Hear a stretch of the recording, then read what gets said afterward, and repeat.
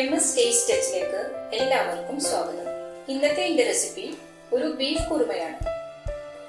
ഇതിനായി 1/2 kilo beef നന്നായി കഴുകി ഇതുപോലെ ചെറിയ കഷ്ണങ്ങളാക്കി എടുത്തിട്ടുണ്ട്. ഇതിലേക്ക് നമുക്ക് ഒരു സവാള അരിഞ്ഞത് ചേർക്കാം.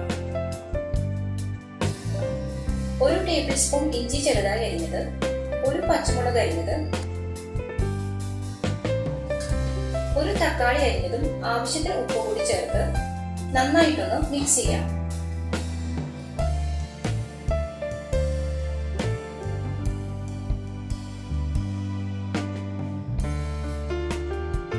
ഇതൊരു അരമണിക്കൂർ റെസ്റ്റ് ചെയ്യാനായി വെക്കാം.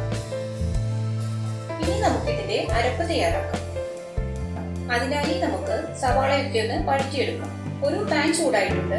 ഇതിലേക്ക് 2 ടേബിൾ സ്പൂൺ വെളിച്ചെണ്ണ ഒഴിക്കാം. 2 സവാള അരിഞ്ഞത് ചേർക്കാം.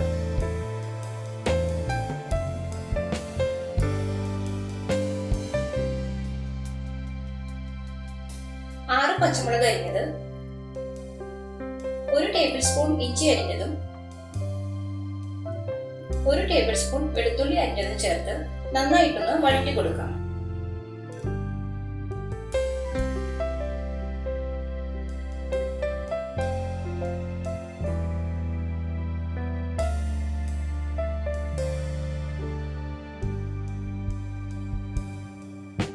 ഇത് നമുക്ക് അരച്ചെടുക്കാനുള്ളതാണ്.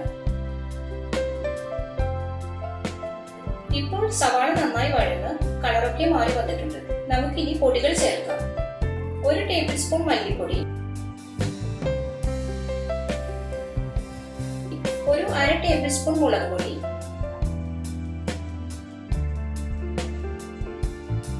1/2 ടീസ്പൂൺ മഞ്ഞൾപ്പൊടി, 1/2 ടീസ്പൂൺ ഗരം മസാലപ്പൊടി, 1/2 ടീസ്പൂൺ കുരുമുളക് പൊടി. പൊടികളുടെ പച്ചമണം മാറുന്നത് വരെ ഒന്ന് വഴറ്റി കൊടുക്കും.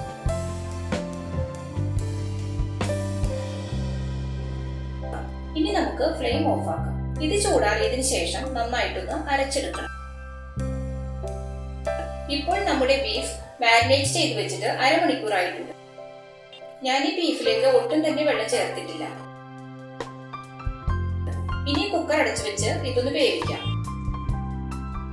ഫസ്റ്റ് വിസിൽ കഴിഞ്ഞ് 15 മിനിറ്റ് മീഡിയം ഫ്ലെയിമിൽ വേവിക്കണം. വഴറ്റി വെച്ച സവാളയൊക്കെ ഇതുപോലെ നന്നായി അരച്ചെടുത്തിട്ടുണ്ട്. ഇനി നമുക്ക് മിക്സിയുടെ ജാറിലേക്ക് 1/4 കപ്പ് തേങ്ങ ചിരവിയത് ചേർക്കാം. ഇത് 10 കാഷ്യൂ നട്ട്സും 1 ടീസ്പൂൺ വെളുത്ത കസ്കസും അരമണിക്കൂർ കുതിർത്തിയെടുത്തതാണ്. ഇതും കൂടി ചേർക്കാം.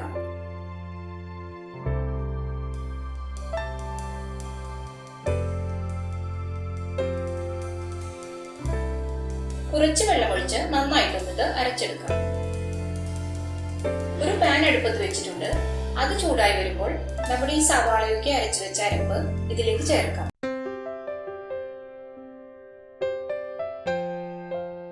കുറച്ച് വെള്ളവും കൂടി ചേർത്ത് ഇതിലേക്ക് ഒഴിക്കാം.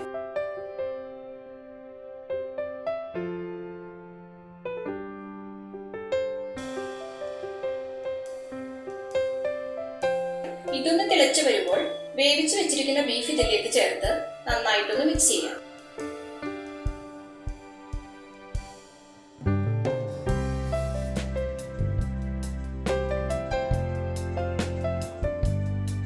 രണ്ട് 3 മിനിറ്റോളം മീഡിയം ഫ്ലെയിമിൽ നമുക്കിതൊന്ന് വേവിക്കാം.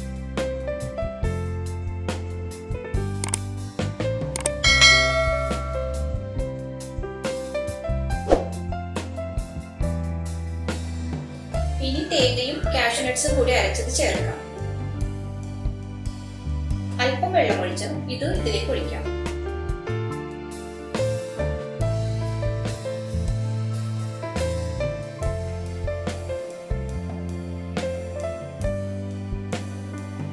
ഇനി ഉപ്പൊന്ന് നോക്കി ഉപ്പ് വേണമെങ്കിൽ ചേർക്കാം. ഇതിപ്പോൾ പാകത്തിന് ഉപ്പുണ്ട്.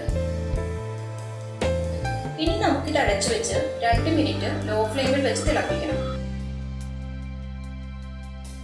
ഈ അരപ്പിന്റെ പച്ച ചുവയൊക്കെ ഒന്ന് മാറണം. ഇപ്പോൾ 2 മിനിറ്റ് ആയിട്ടുണ്ട്. ഇതിന്റെ അരപ്പൊക്കെ പാകത്തിന് കുറുകി വന്നിട്ടുണ്ട്. ഇനി നമുക്ക് അല്പം മല്ലിയില കൂടി ഇട്ട് കൊടുക്കാം.